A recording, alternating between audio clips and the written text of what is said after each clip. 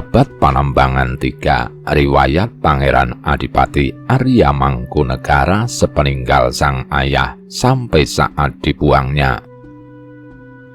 Alkisah para pangeran berjaga di dalam keraton Kartasura beberapa waktu setelah pemberangkatan jenazah Susuhunan Amangkurat Jawi ke Imogiri. Beberapa lama kemudian, Pangeran Adipati Arya Mangkunegara merasa selalu dalam kesulitan.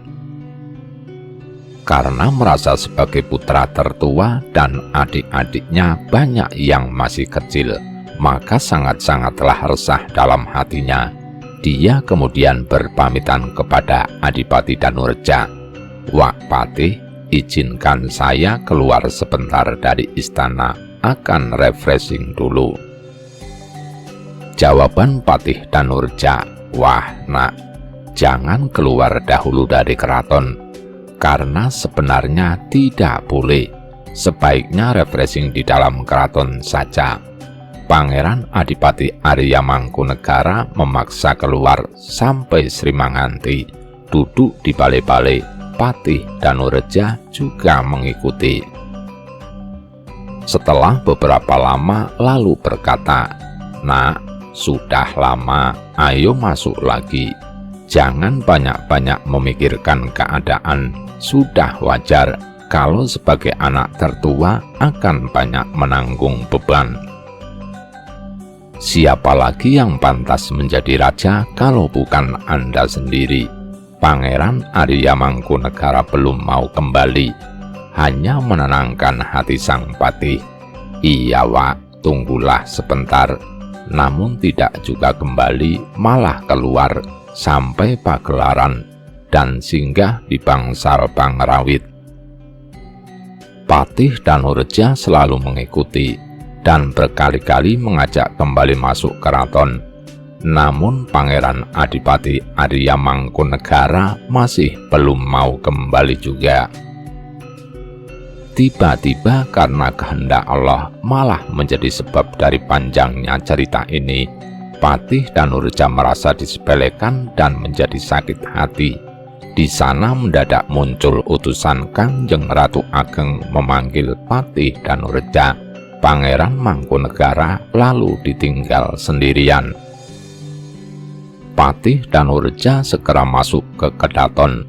Setelah menghadap Kangjeng Ratu Ageng, lalu diajak berembuk dengan Tuan Kapten Komandan Kumpeni.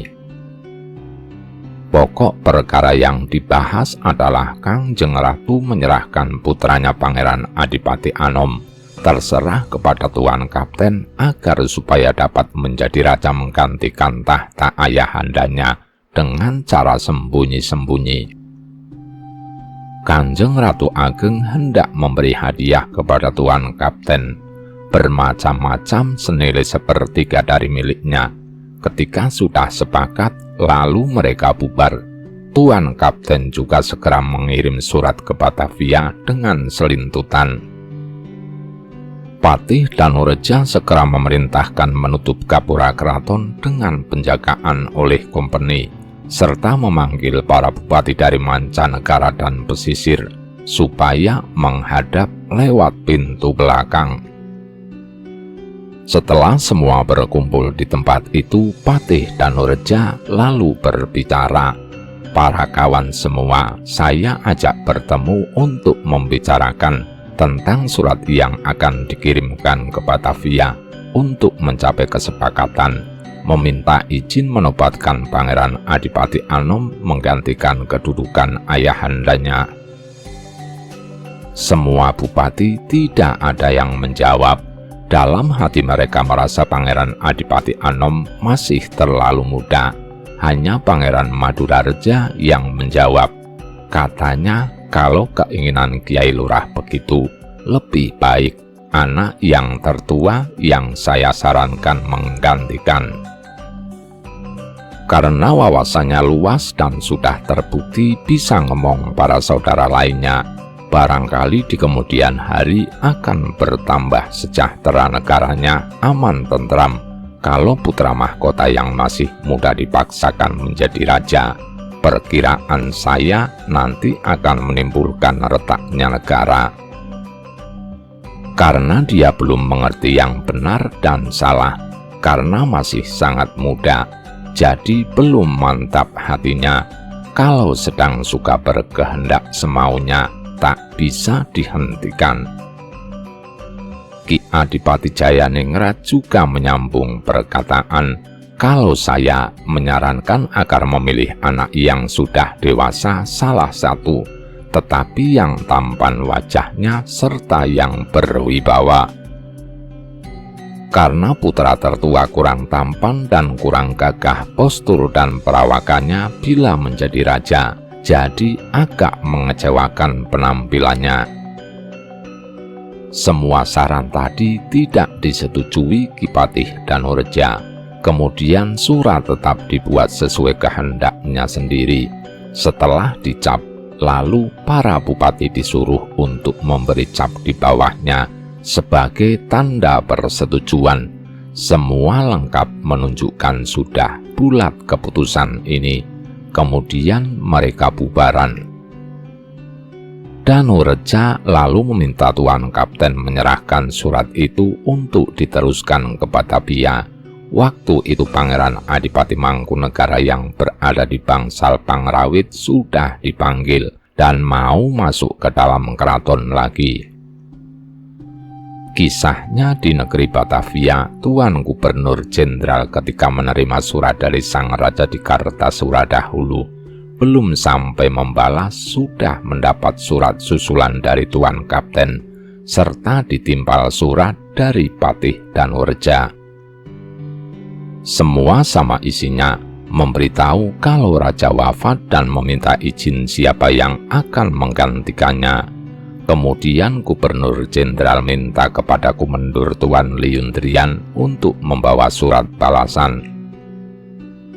Tidak diceritakan perjalanannya, tetapi sampai di Kartasura sudah disambut di Banyudana oleh Pangeran Adipati Anom serta para putra kerabat.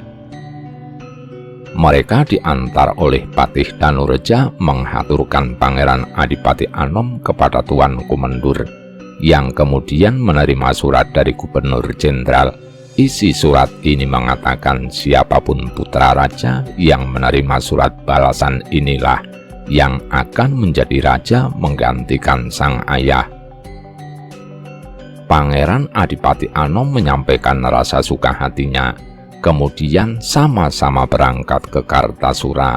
Sesampai di Kartasura ditemui oleh Pangeran Adipati Arya Mangkunegara, yang mengatakan kalau dirinya adalah anak-anak tertua sang raja. Tuan Kumendur kaget, loh bagaimana ini? Surat dari Tuan Gubernur Jenderal sudah diterima adik Anda, jadi sudah terlanjur dia yang menggantikan sebagai raja. Pangeran Adipati Arya Mangkunegara menjawab, tidak ada bedanya Tuan. Antara saya dan adik Pangeran Adipati Anom, kami sama-sama putra sang raja. Tuan Kumendur kemudian meredakan masalah ini. Syukur kalau Anda sudah merelakan dan mempunyai hati yang luhur seperti ini. Saya sendiri merasa tidak bisa berlaku seperti ini. Setelah dijamu dengan makan sekadarnya, kemudian mereka bubar menuju ke pondok masing-masing. Singkat cerita, pada hari pertemuan Senin Kamis, para putra dan kerabat serta Patih Danureja dan para bupati beserta bawahannya, para ulama, para katib dan penghulu semua sudah lengkap hadir. Tuan Kumendur kemudian berkata dengan lantang bahwa hari ini telah dinobatkan Pangeran Adipati Anom sebagai raja menggantikan sang ayahanda dengan gelar ingkang sinuhun Kanjeng Susuhunan Pakubuwono Senopati ing Ngaloka Ngabdurrahman Sayyidin Panatagama II di Kartasura. Kemudian digandeng tangannya dan didudukkan di singgasana. Para putra kerabat dan rakyat semua menyaksikan. Kiai penghulu kemudian memanjatkan doa. diamini oleh para ulama semuanya. Setelah selesai, Raden Ngabei Tirtawiguna maju ke depan membaca surat perjanjian dari Tuan Gubernur Jenderal di Batavia. Prajurit kompeni menghormat dengan bunyi tembakan meriam berkali-kali. Para saudara yang tua-tua menyalami raja, adapun yang muda-muda bersimpuh bergantian. Setelah selesai, sang raja masuk ke dalam kedaton, diperingati sebagai hari Senin bulan Suro tahun Alif dengan sengkala Warsi Tinatara Ras Tunggal atau tahun 1727. Waktu itu Tuan Kumendur berada di Kartasura sampai agak lama. Setelah selesai semua urusan, segera minta pamit kepada raja, lalu berangkat kembali ke Batavia. Mengulang cerita di depan, ketika naik tahta ingkang sinuhun Kanjeng Susuhunan masih belum cukup umur, maka penguasaan keraton dilaksanakan patih. Namun terhadap kebijakan yang menyangkut kerabat raja dilakukan oleh Pangeran Adipati Arya Mangkunegara. Demikian itu karena Pangeran Adipati Arya Mangkunegara sangat ngemong kepada Adinda Raja Sinuhun Kanjeng Susuhunan Pakubuwono II, sekalian juga diberi pengetahuan tentang cara mengendalikan pemerintahan. Kanjeng Sinuhun sangat cinta kasih kepada sang kakak Pangeran Adipati Arya Mangkunegara. Ketika beranjak dewasa kemudian memegang kekuasaan secara pribadi. Tetapi kalau menemui kesulitan dalam mengambil kebijakan selalu minta pendapat Pangeran Adipati Arya Mangkunegara. Oleh karena itu cinta kasih kakak kepada adiknya, sang raja sangat tulus lahir batin. Suatu ketika, Pangeran Adipati Arya Mangkunegara dirundung kesedihan. Istrinya dari Kablitaran, yakni Putri Pangeran Blitar, meninggal dunia. Sejak kepergian istrinya itu, Pangeran Mangkunegara mengalami kesedihan yang sangat. Selalu terbayang-bayang wajah istrinya sampai 40 hari baru bisa menghadap raja di hari Senin Kamis. Walau sudah ada keinginan untuk menikah lagi, tetapi belum menemukan wanita yang menarik hatinya. Dan ada salah satu selir dari raja yang sudah beberapa saat dikebunkan. Istilah untuk selir yang jarang dipanggil lagi. Selir itu berasal dari Semarang, bernama Mas Ayu Larasati, anak dari Demang Cakrayuda di Desa Karang. Konon selir itu peranakan Cina, wajahnya cantik menarik hati, kulitnya kuning agak kemerahan, wis top pokoknya. Sudah lama sang raja tidak memanggilnya. Selir tadi sering mengirim kain dan minyak kepada Pangeran Adipati Arya Mangkunegara. Ketika pertama dan kedua kali sang pangeran tidak mau menerima karena dirasa hal itu tidak baik, tetapi masih saja dikirimi. Barangkali karena telah diberi guna-guna atau karena pintarnya si penghubung dengan luasnya kata-kata, Pangeran Adipati Arya Mangkunegara tergoda.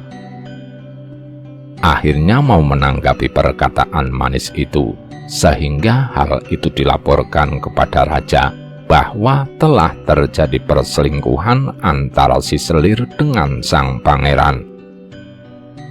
Sang raja ketika mengetahui hal itu menjadi tidak suka dengan kakak.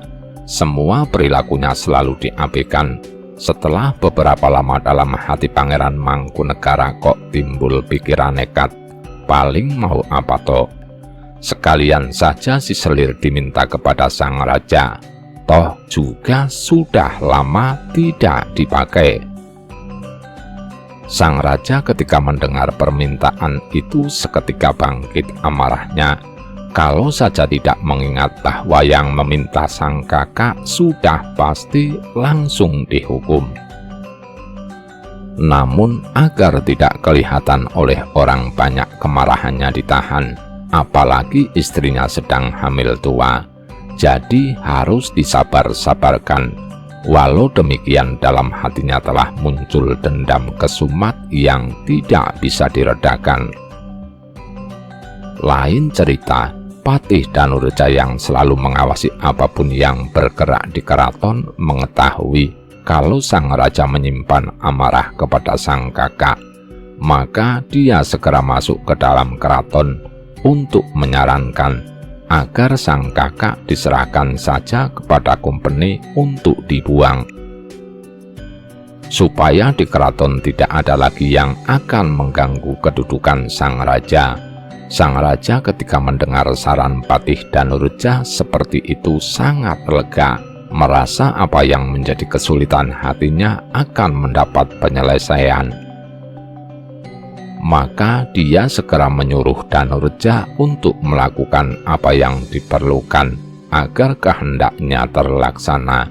Patih kemudian diizinkan mundur untuk menemui Adipati Cakraningrat, diberitahu tentang apa kehendak raja.